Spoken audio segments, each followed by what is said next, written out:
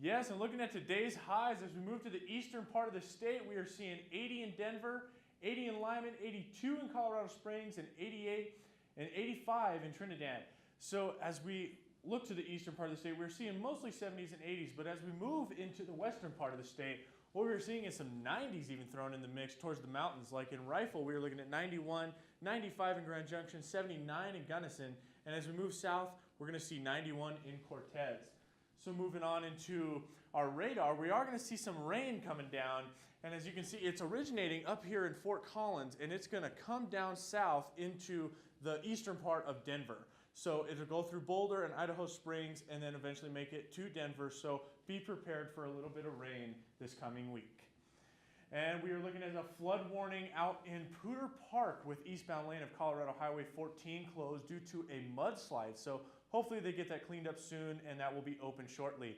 We're also looking at some heavy rain in Lafayette and some heavy rain down here in Evergreen with some half-inch hail going on up in Laramie with some heavy rain accompanying it.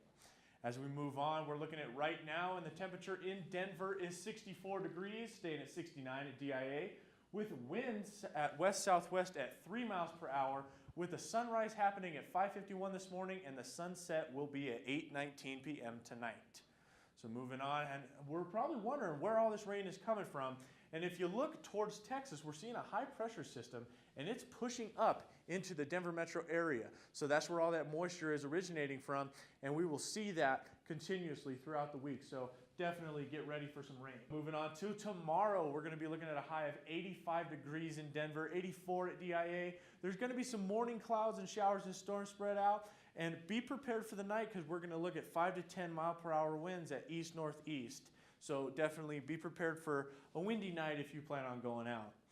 So moving on past that, we're looking at your 5-day forecast, and it looks like we are looking at pretty high temperatures throughout the week, staying at 84, 87, 80, 85, and finally hitting 90 degrees on Tuesday. 50s and 60s spread out through the week for your lows for the night, and scattered and isolated showers pretty much through the whole week. But hopefully we get some sunshine and you're able to go out, have a little bit of fun, get some sun, and hopefully just enjoy the weather that we have. Back to you guys.